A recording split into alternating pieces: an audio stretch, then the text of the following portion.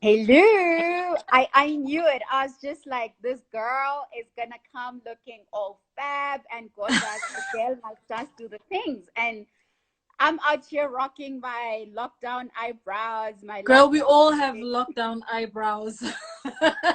It's all Well, about the concealer. some of you are better at concealing it. Some of us still need to learn. I shouldn't be saying that on a beauty platform, but hey. How are you? I'm all right. How are you? I feel like we've not seen each other in forever. Well, duh. We haven't. But you seem to be doing the things. You busy. You and I are advocating for Zoom to crash because we're exhausted. I am very enough of Zoom, of Teams. Yay. Ooh, Make it stop, please. Corona, we are sorry. We are so sorry. Whatever we did to Honestly, upset you, please. I can't. yeah, no, I can't. So thank you so much for agreeing to this hour with Amazi. We don't take it for granted that you're quite busy. But yeah, I mean, I think I've wanted to have a conversation with you. Even when we did our podcast, I knew that you were one person that I wanted to speak to because you're such a multifaceted woman. I mean, as I was trying to prepare and research, I'm like, what am I going to ask this girl? Or what is it that I don't ask her? But anyway, so I mean, thank you for agreeing. And I loved your Instagram post to say it's all about authenticity, vulnerability, and just honest conversation. Because then what is the point if not? Absolutely. Absolutely. Thank you for Awesome. having me. Thank you. So just as a start, to everyone who's listening, thank you to everybody who's joined. And sorry, just house rules, if there's such things. If technology fails us, please don't go away. We'll keep restarting the live for as long as we need to. Secondly, if you guys have any questions for Usihle, please use the question mark thingamabob at the bottom, and we'll do that towards the end of the conversation. Obviously, it's much easier to post your questions through the question thing because that's how we're able to see, not to miss anything. So, Sihle, by means of introduction, who are you? I am a young Black South African woman who is committed to shaking up a whole lot of shit so that I can see, so that Black women stop being abused in the workplace. That's who I bees. But I'm also a mom to 18. Oh, hey So I now. need all of the thoughts and prayers. And I'm an author. I'm a strategic communications consultant, and I also do some advocacy work for workplace transformation. Awesome. Just by listening to that, for me, and obviously knowing and following your work for the last couple of years, among your many talents, what seems to be a common thread is communications. It has obviously evolved into many different spheres, but why do you believe, or what is it about the space of communication that appeals to you or has appealed to you?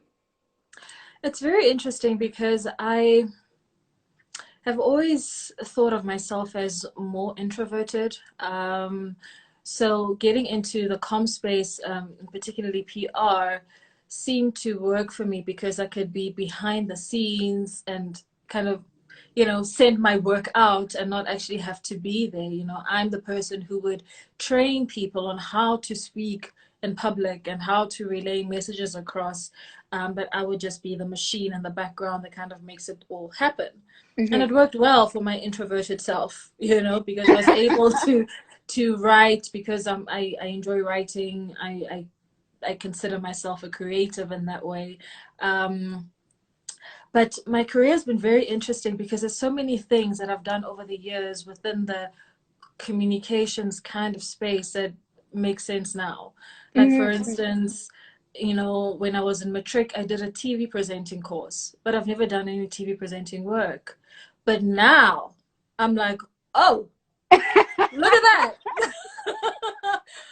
Well, I've done media training, and now I'm like, okay, I see where all of this is going, learning how to use your voice when you're speaking to people.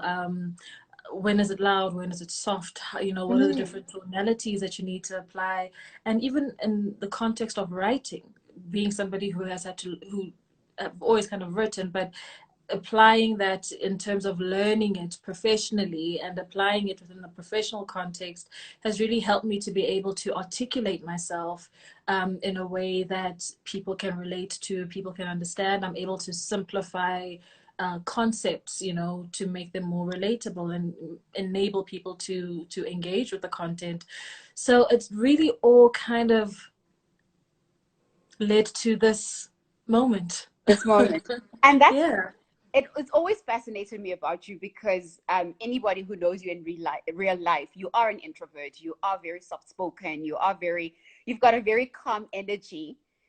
Yet you've got such radical ideas and radical beliefs, which we'll get into in throughout the conversation. So over the years, on my personal journey of self-discovery, I'm learning that purpose is always there. It, however, evolves and becomes clearer at various turning points in our lives. I met you, I think, in 2011 when you started your entrepreneurial venture with your boutique PR agency called Angel Dust. A lot has happened since then, and you now have Sihle Bolani Communications, which houses all your writing through your books, blogs, magazine articles, your events, podcasts, and so forth. What would you say this journey has revealed about your purpose and what you are here to contribute to the world? Um, Gosh, every conversation with you does this to me. I'm always As like, I oh, said to the shit. lady Makoti, Reto was poor. Okay, so there are a number of things that over the course of my life that I've struggled with.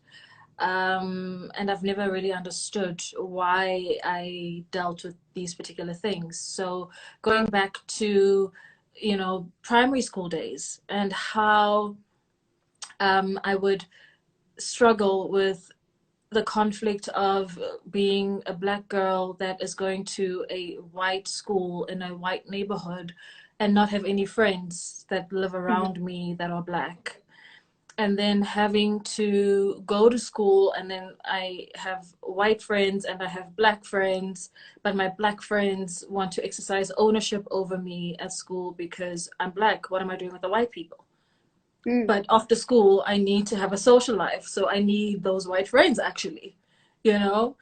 And constantly having to code switch at that young age and not understanding, exactly what that was. But also the conflict of dealing with not being black enough for my black friends and not being white enough for my white friends.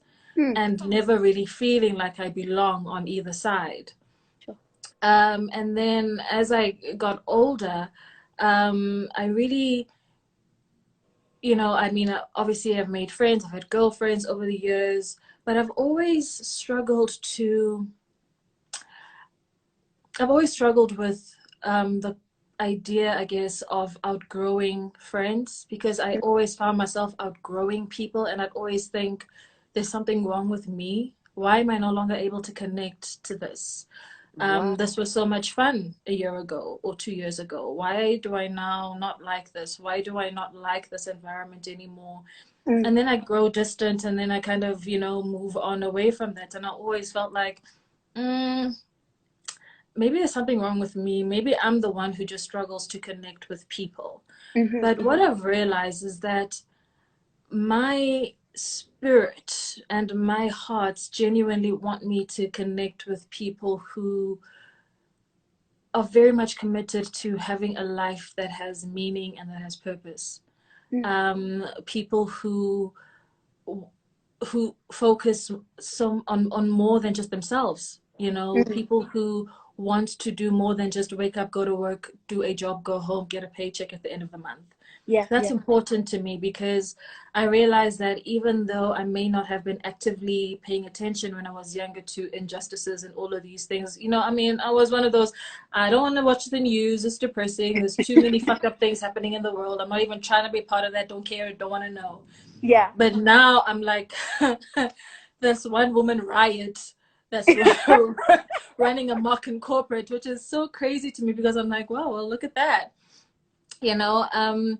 But what the years of isolation were doing was preparing me for the isolation that comes with being an advocate for something that shakes up structural barriers for people who are marginalized. Yeah. Okay. Ooh, I said that. Huh? You said that. The depth. So to everybody who's just joined, we are obviously speaking to Sihle Bolani, and we will be taking questions later on. So please feel free to throw in your questions there by the question mark thingy magic. I don't know what we call it. So you're an author. Hey now.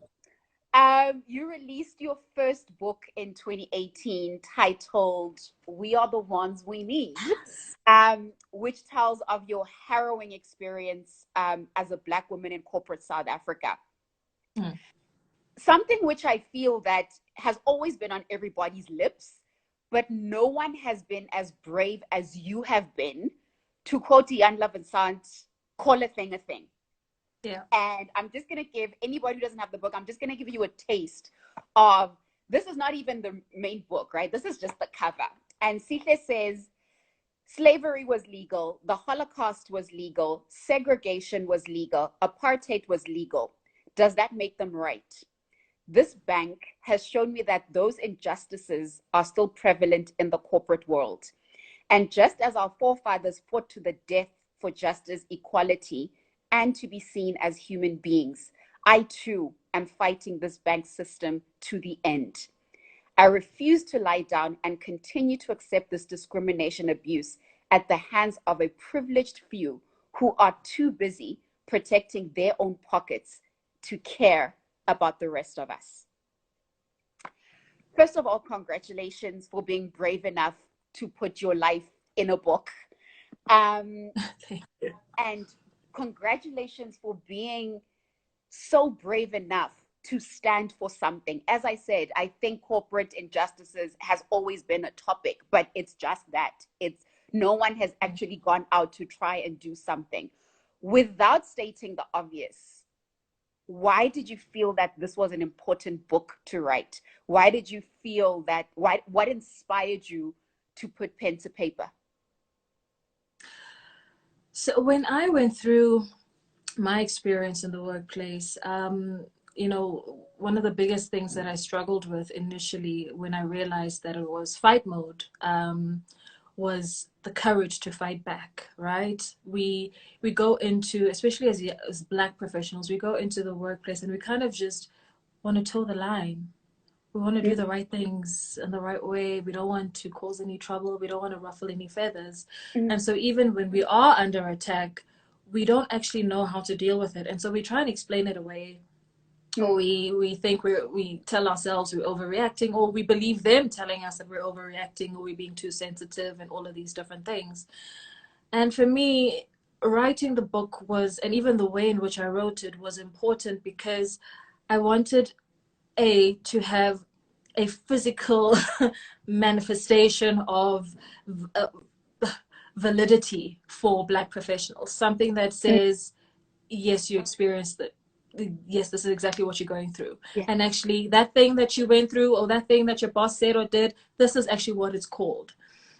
Because so many people go through it, but we always doubting ourselves. Like, I'm pretty sure that was racist, but I'm not sure. Because that's the nature of discrimination, race-based discrimination in the workplace, is that it's so nuanced. Nobody's going to come and call you the K word at work. You know, and even when you feel like somebody's being racist to you in the workplace, because they said that, you know, Julius Malema is your cousin because, you know, you're both Black and you're both hooligans. If you go to HR is going to be like, well, I mean, what's racist about it? Yeah, it might be rude, but it's not racist, right? So how do you prove it? And so for me, the book was really about highlighting how nuanced racism within the workplace is and how it manifests itself in different spaces in terms of what we earn, what positions we get access to, whether or not we get access to sponsors within the workplace. Many of us don't. You know, you hear about organizations will talk about having talent management programs, but how many Black professionals even know how those work? How do I access it? How do I know that I qualify as talent? What makes you qualify as talent? And if my boss is the one that's oppressing me, they're never going to recommend me to be part of these programs. So what recourse do I have? And all of these things are never spoken about, you know, and we kind of just sit there and go, okay, it's just one more day, it's just one more day. And before you know, it's 40 years down the line Of and you've your had the life. same Yeah, yeah, experience, you know? So yeah. I really wanted this book to be a catalyst for more open conversations about the experiences that we have in the workplace, because we spend far too long speaking about it around the corner in hushed tones on WhatsApp groups, but we don't actually speak up about it within the workplace. We don't actually take the fight to corporate.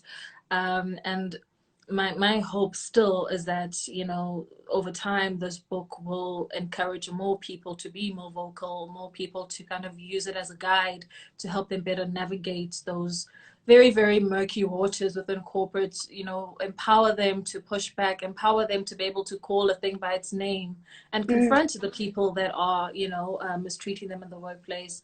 And so I'm hoping that over time, more and more people will realize that actually we can fight back, we can reclaim our power. Stealing from Miss Maxine, it's time for us to reclaim a whole lot of things. Yeah, You know? yeah. Beautiful, profound. And what are some, I mean, you've created many platforms and we'll go into it later on, but what are the horror stories that you're hearing? I mean, anybody who reads your book, you're just like, I mean, I know at some point people wanted to attack the main My instigator, former I line guess. manager. You know, but People were just like, yo, where's we she just at? want to We just want talk. to talk. Yeah, no, that woman is horrendous. My gosh, yeah. Um, and I remember, which is funny because when you were launching the book, this particular bank, which you know you're sharing your experience about in the book, apparently bought out all the books at the exclusive books near to the offices. Yep. Interesting. But I mean, what are some? Because I can only imagine what you read in your inboxes, in your DMs, your interactions with people. Yeah. What are some of, like, what's a one horror story where you've been like, okay, this is why my work needs to, this is why my work matters. There have been so many, my goodness. There's one where a lady shared with me that she had taken time off work because she was on maternity leave. And she had just given birth, and her boss would still force her to work from home. And just be like, it is what it is. You're going to do the job. That's what I expect of you. I don't care. You figure it out. You know, I've had situations where people speak about how a white person will be employed into their department and they will be asked to train and acclimatize this person. And then this Who person's get? your boss. Yeah, Hey, yeah. you know, and yet they can't do the work. They come to you for advice all the time and for guidance and how do you think we should approach this or handle that. But they have the title, they have the paycheck, they have the influence, they have the access to leadership that you don't. Oh, um so you there's end up actually, falling yeah, the line. yeah, Yeah. exactly. There's a lady that I actually just recently recorded an episode with for my podcast. It hasn't aired yet. And she was seconded to Germany for some program within her organization. And you know, this company's offices are like in a, you know, remote part of Germany, Yeah. and incredibly racist, incredibly isolating. The executive in her department wouldn't even speak to her. You know, he would never even have a meeting with her at all. Like, she just did not exist. They wouldn't give her work. And yet she's there on an actual program. She's supposed to be getting this experience. And when she would complain to HR in South Africa, they'd be like, "Oh, just try and resolve it. Just try and figure it out." Yeah, You know, just like, how, Sway? wow. So I remember speaking to a friend of mine, Colette, who also ended up leaving the corporate world because her father had passed on, and she was asking for family responsibility leave. And her boss told her, "My dog died, and I did not take time off." And Colette shared that this experience was so painful that she had gotten to a point where she was planning suicide. She was planning, she says she had even spoken to her investment brokers to ask, will my family be covered? And there was a tree that she says every day she used to drive when she's going to work, she'd pass this particular tree. She says, I'd gotten to a point where I thought, if I drive at a certain speed and just go straight into that tree, it's a once off, I'm gone. And that for me was, oh my God, are things that bad? And they clearly are, for someone to get to that level of literally planning their death Absolutely. just because of another human Absolutely. being who decides to disregard your humanness simply Yeah. based on your skin color. I mean, there's a horrific story of even a young man who committed suicide at the office on a Sunday. He threw himself off one of the floors. Like, that's how bad it is. In my book, I mention a former colleague of mine who passed away, and she was pregnant.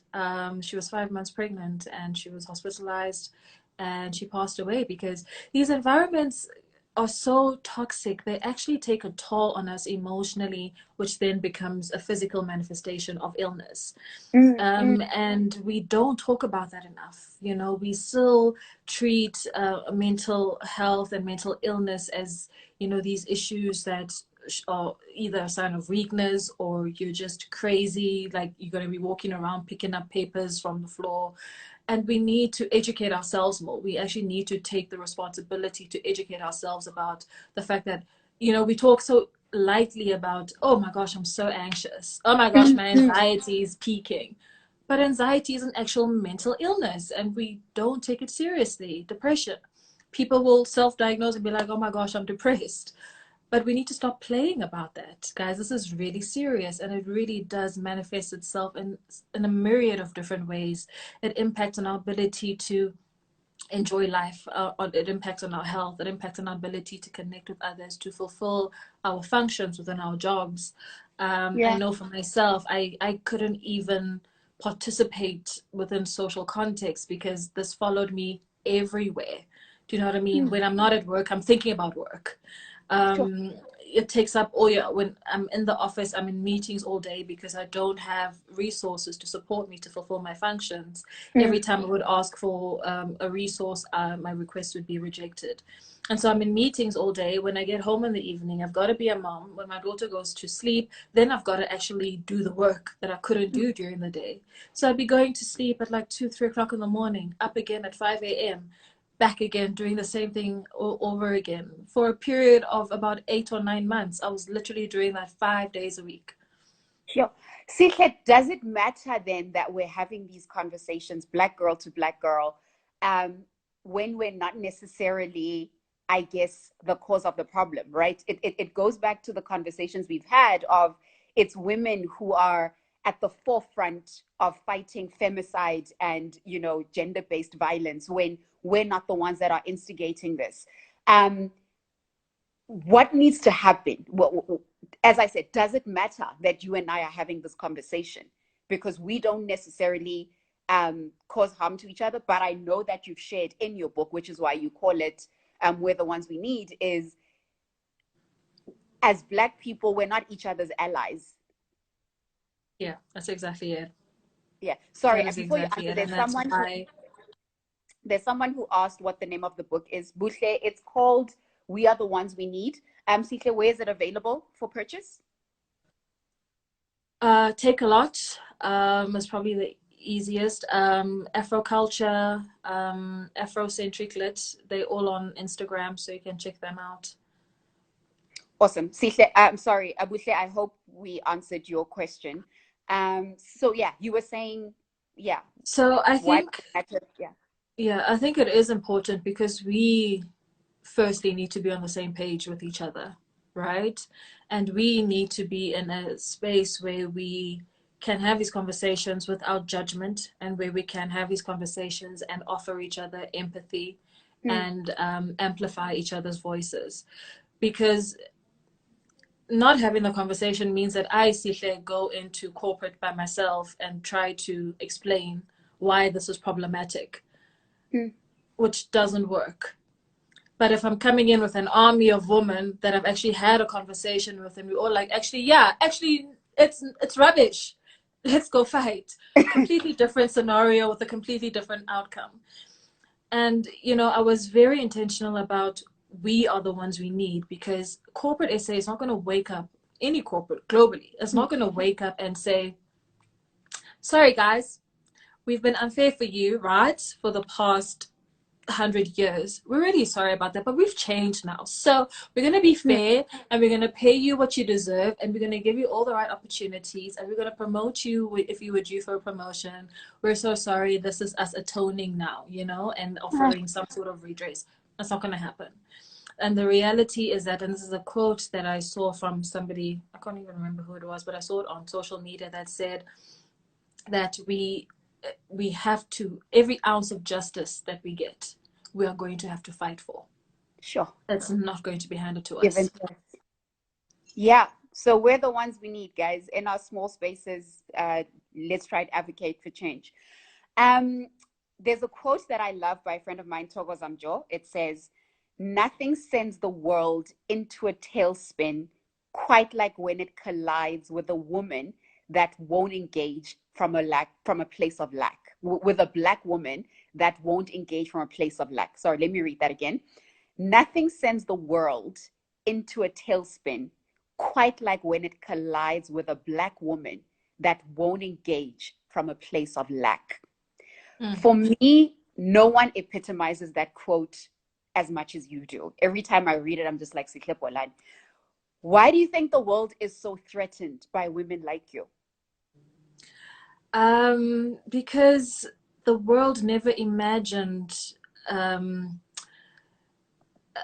a reality where black women weren't in positions of servitude, Mm, where black women weren't the ones who were, attending to their needs and ignoring our own.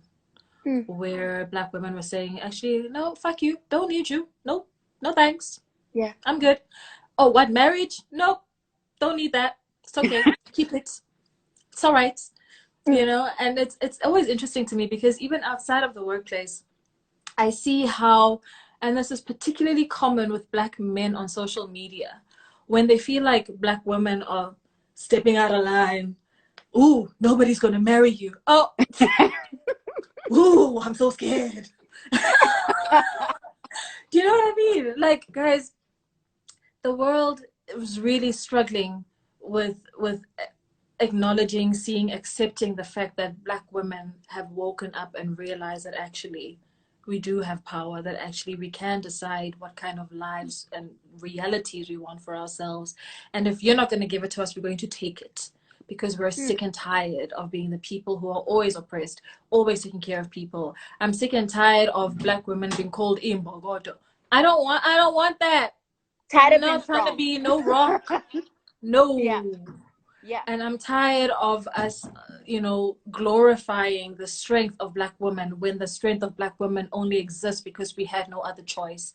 I don't yeah, want that. I yeah. want a soft life. And so I will do whatever it takes to make sure that I got that, and to make sure that my child has that, and her kids, and so on and so forth. I love that. And again, speaking to this whole Imbogoto thing, I remember obviously it trends around August. Yeah. And someone said, "I don't want to be called that. I'm not a rock.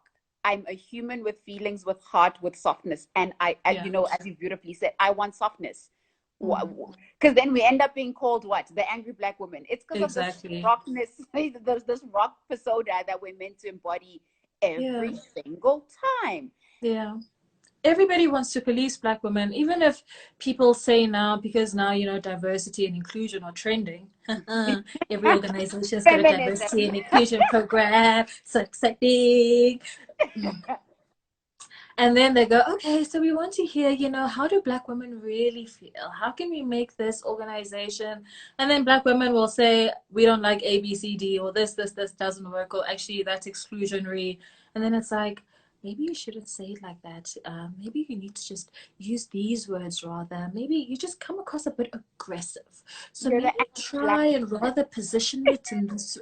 Hey, Bo, like, where does it end? yeah, We are yeah. tone policed. We are policed in the types of words that we can use. We are policed in the types of environments that we can say anything in. If you are in a presentation and you disagree with something, oh, you're not a team player. Oh, you're being very passive aggressive right now. You know, like, what are we Kanji. here to do? Yeah. I mean, I remember even being escalated because I told an agency that their work did not meet the brief. And I Mm, actually got into trouble for it. sure. Wow. Honestly, yeah. One of my favorite tweets from you, you said we have to be intentional about looking for and creating spaces for Black women, income earning spaces, wealth creating spaces, profile building spaces, spaces that encourage and embrace their voices. We have to do this daily, intentionally, unfailingly. I love that because it speaks to the work that we do at AMAZI, and just personally, it is something that just resonates with me. Right now, everybody's talking about this new normal. Everyone is talking about not going back to the old because it didn't serve humanity. What fundamental shifts do you believe need to happen in order for this new normal to include Black women, not as a by the way, but as part of humanity? Like you are part of it, not as, you know, on the side. And what can we in our individual spaces and small circles start to do to make this happen? Because this new, if this new normal is going to be, it's right, it's up to us to make it happen. Yeah. So yeah, what are your views? What shifts need to happen? So, you know, this conversation about this whole new normal thing has been very interesting for me. Um, because every time I see it, I can't help but roll my eyes because the coronavirus is not going to make people more human Mm, or more kind. mm, The fact that legislation has failed to ensure that true transformation takes place in South Africa tells you more than you need to know about the kind of world that we live in. People mm, don't care about marginalized groups, and mm, people don't care about Black women. And that's the reality of it. And I think that, you know, for Black women, it might be nice to want to catch on to that new normal concept because it's something to hope for. But I mm, would exercise immense caution with that because you'd be setting yourself up for failure because before Corona, after Corona, society will remain the same. mm, It will mm. not change. Yeah. The only thing that will change is organizations will find better ways to protect themselves and their money. Mm, And so I think that the, you know, if we in our individual capacities want to redefine life and work and what that, how meaningful that is for us individually, yeah. that's a different conversation. It's not a new normal conversation. It's about going back and looking inwards again and defining for yourself what is it that's important to you. Mm, What is it that serves you and what doesn't serve you, and how do you best achieve more of what serves you. What changes do you need to make to get to the point where you feel more fulfilled in your life, in your work, with who your friends are, with who you're in a relationship with? What does that look like for you? And Mm. what steps do you need to take to get to that point? What healing do you need to undergo to be able to get to that point? If you need to go to therapy, do that. If you need to be doing meditations, do that. If you need to leave a relationship, do that. If you need to change your spending habits, do that. If you Yeah. need to move to a different province, do that. Don't be waiting on corporations to be the ones that are going to be looking out for your best interest, because they're not. It's not going to You're not happen. And don't be priority. waiting for governments to do it either, because they're not, you know? And I think we have to be realistic about that. Yeah, love that. Very profound. Many years ago, you were involved in a lawsuit relating to a political PR campaign. Without getting into many, she's rolling her eyes. Without getting into the details of that, I remember watching you on the news. I was crying because I could see how vulnerable you were, yet equally so unapologetic in your beliefs. There were tweets and social media narratives on saying how your career was over because now you had messed with the big dogs. You received death threats. Your life was endangered. What did that experience teach you about yourself? And if you could go back to that Sihle in 2017, what would you say to her? You know,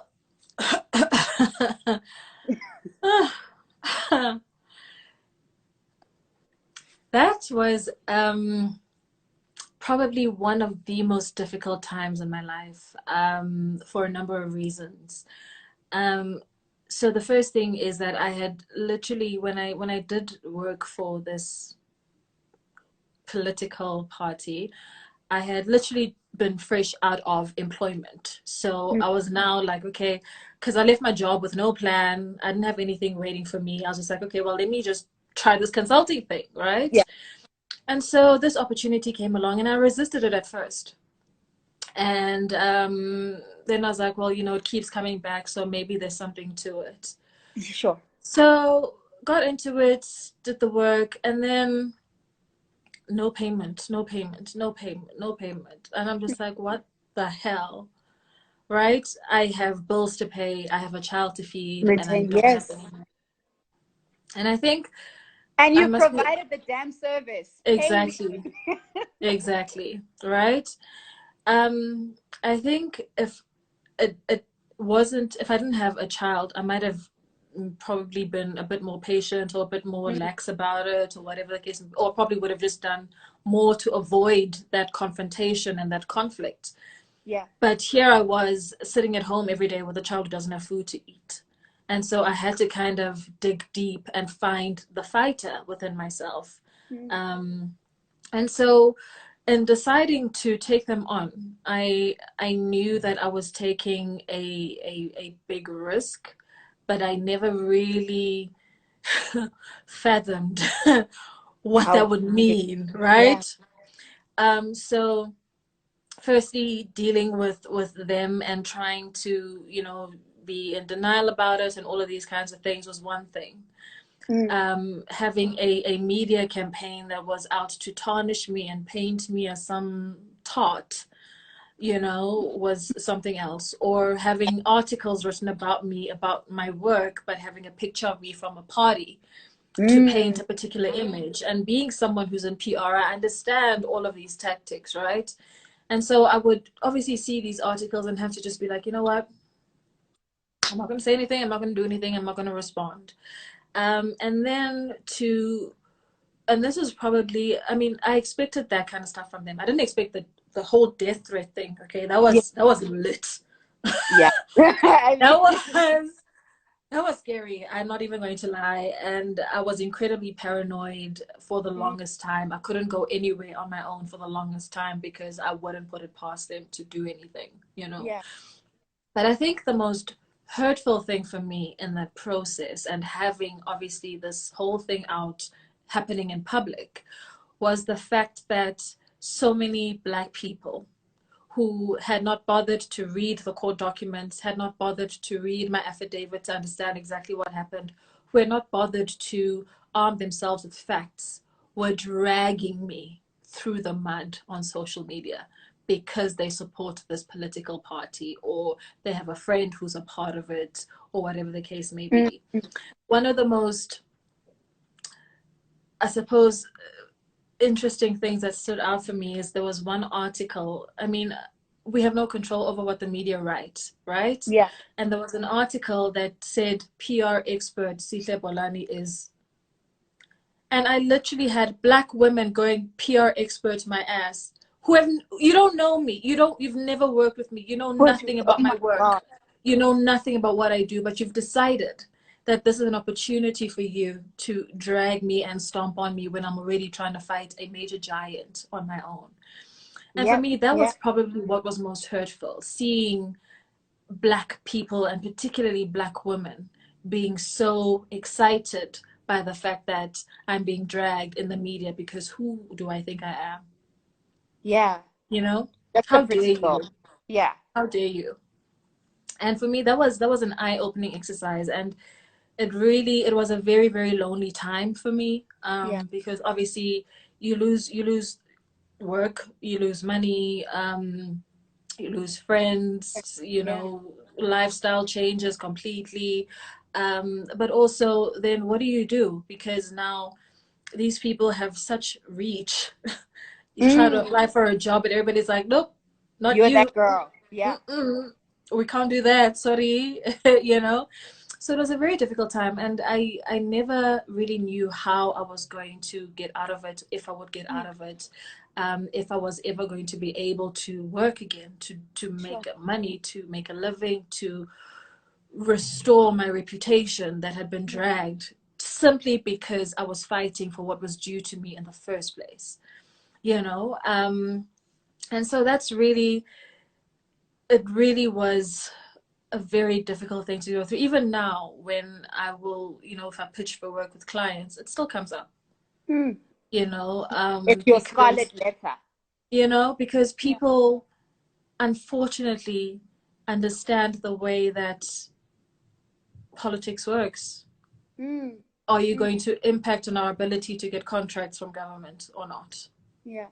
And what is the one thing you would then say to that Sihle of 3 years ago, 4 years ago? Yeah. Um, Fight to the end, girl. Mm. Fight to the end. I had so many moments where I've wanted to give up. There have been so many people on that journey who let me down, people who would promise they would help, Mm.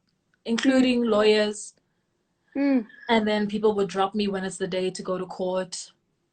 Guys, Mm. like, people don't know what has actually happened behind the scenes, and Yeah. Yeah. how difficult it truly was. And to be here now, 3 years later, it seems like it was a lifetime ago. And the fact that I made it through, and I'm here, and I'm still fighting other things. Got goosebumps. Just I got Sometimes I'm just goosebumps. like, girl, Yeah. are you out of your mind? Yeah. Do you know peace? As your mom says, crazy. That's my Sihle, right? Yeah, Yeah. but I don't know. Wow. I've Yeah. realized that one thing that I'll never ever be able to tolerate in my life is injustice in any form. I just cannot do it, no matter Mm. what that means. Yeah. And I mean, kudos to you. As you say, you're still here. You're still standing. And yeah. Another thing that you're vocal about is your personal experience of sexual violence. It seems that in South Africa, or maybe even in the world, honestly, you are among a very privileged few if you've never been violated against in this way. And that for me is very scary. Um, what work did you do to heal from that type of violation? Is there healing, or is it just something you live with? Mm. I mean, it's Yeah. for me, as I said, it honestly feels like a privilege to have not been violated in that manner. It's such a horrible reality, because for so many, including myself, the Mm, sentiment is, thank God it's only happened once. sure. Because so many women have been raped or sexually violated Mm, more than once. And I don't at least for myself, I don't believe that you ever get over it, that you ever truly heal. Because it's such a violent and dehumanizing experience to go through. It's such it's literally someone intentionally ripping away your your your your your rights, your right to choose, your right to say no, your right to your own body, Mm, you know, mm, your agency. Somebody deciding in a moment that you do not they are going to take that away from you by force. And that's something that I certainly have not been able to truly get over. And I mean, it's taken a number of years. I mean, for a while, initially, like for a number of years, I kind of would just pretend it never happened. mm, mm, mm. But then obviously it starts affecting you and affecting your relationships, and then you have to kind of acknowledge that it did happen, and there are lots of emotions around it, and then there's trust issues, and then having to learn to redefine what people want from you in relationships and Mm, what you're willing to do and give in relationships. Because then it's like, so if somebody's asking me out, are they asking me out because they just see sex? mm, Or, mm, do mm. they see more than that? There's so many things that you start questioning about yourself and your being and your worth and what people see when they see you. So there's so many complex levels that come with abuse that victims or survivors of it have to deal with and process. Yeah. And there's I know for myself, there's just every time I leave the house, I feel anxious. Mm, Every time I need to walk past a group of men, I feel incredibly anxious, whether it's broad daylight or in the out. I don't go anywhere in the dark. But even like, for instance, if you walk into the car after dinner with your friends dinner, and you yes, walk into yes. the parking lot, Mm. I'm so anxious. I'm always overly alert. I'm always looking around. I'm always checking. And that's a horrible way to have to live, because it's exhausting to constantly be hyper alert like that, because you don't feel safe, because you know that anything could happen at any moment, because sexual violence happens so easily in this world against women. Sure, Sihle. Um, as you say, this is our lived experience for most women, right? Just that hyper level of anxiety. You're a mom to a teenage girl. What do you teach your beautiful daughter about being a Black girl in the world? Because surely I can imagine you don't want her to live a paranoid life, but at the same time, it is not a conversation you can shy away from. I remember even listening to a podcast by our bestie, Gabriella Union, saying that it's a conversation she has with her boys about, you can't be a Black boy in America and just walk with your hoodie on. Yeah. Yes, you don't want them to live a paranoid life, but it's a conversation you cannot afford to not have, because it could mean their death. Yeah. I mean, it's very difficult to raise a young girl Mm, in this world, with all of these things that are happening. And I have these conversations with her, and I'm honest, about the reality of the world that we live in.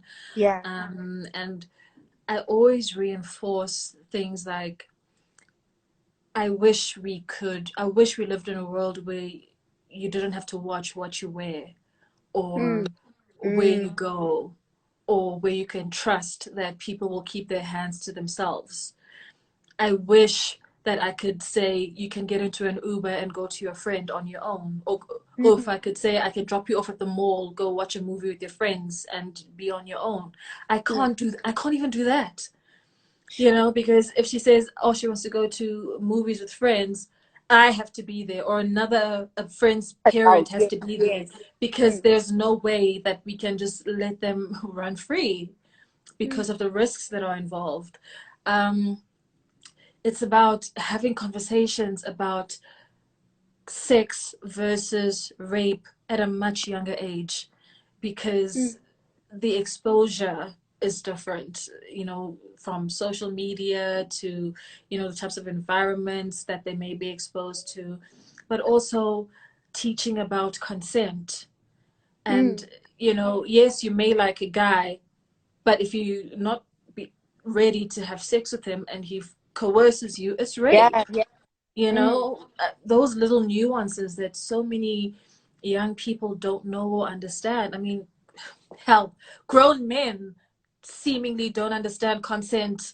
Like, what in the bloody What hell? more? Yeah, yeah. Ufunani, you know, and this is what frustrates me. It's like when white people want black people to educate them about racism. Do your own damn work. And the same applies for men and consent and sexual violence. Do the Mm. work. If you care, you will do the work to understand, to learn, to unlearn, to to make sure that you're checking yourselves and your friends, to make sure that if you are guilty of doing some of these things, that you change and that you make amends and that you acknowledge where you've been wrong and where you've mistreated women or been abusive to women in some way, and actually change your ways. Like, people have got to take responsibility, and that's what frustrates me the most, is people just want to be like, oh, now women are coming after men, but what about all those women who made false rape claims? Man, Hmm. shut Yeah, up. Shut up. yeah. Yeah, no, I can't imagine Makes how me how so how mad. difficult. I can't imagine how difficult it is to raise. I mean, either or, right? Whether it's a black boy or a black daughter, it's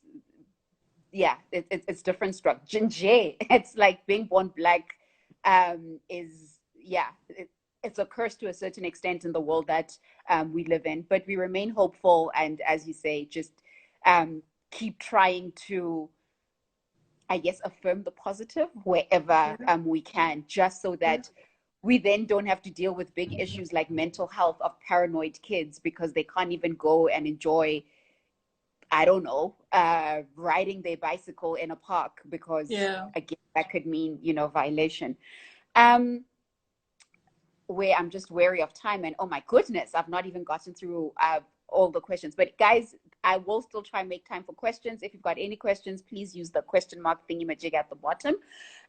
For May, AMAZI is obviously celebrating women as powerful architects of change. And every woman in their space does it, whether they're at home or in global boardrooms around the world. We obviously consider you a powerful architect of change, and your work speaks for it. But what does it mean to you to be a powerful architect of change?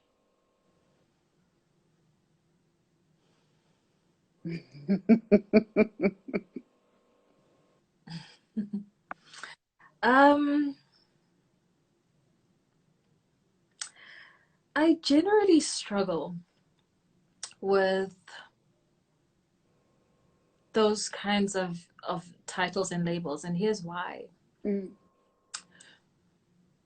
They tend to be attached to, predominantly be attached to women who have a profile, mm, and they kind of erase the work and the impact of the women who are unseen, you yeah, know? yeah, And so I always it always makes me feel a bit uncomfortable, yeah. because one of my biggest frustrations has always been that we see the same names and faces being recycled every time women are Mm, being lauded for doing something. yeah. When we talk about Women of the Year or the top women in business or the top this and that, it's always the same people, the same faces. And I just feel that we don't spend enough time trying to find other stories, new faces, new women, new Mm, generations, you know? When yeah. I look at who's dominating conversations in media about women in leadership, it's people who were dominating those conversations 10 years ago, you know, because even the media is Mm. not taking an interest in finding.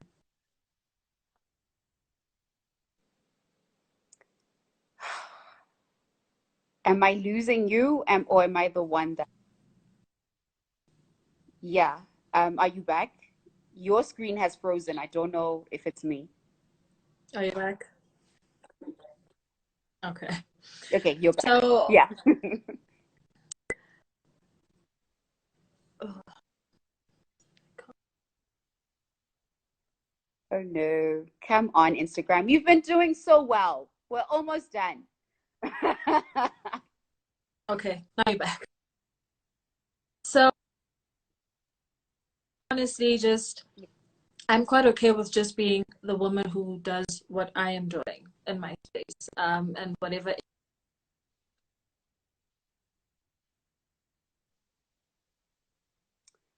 No, man. No. Are we back?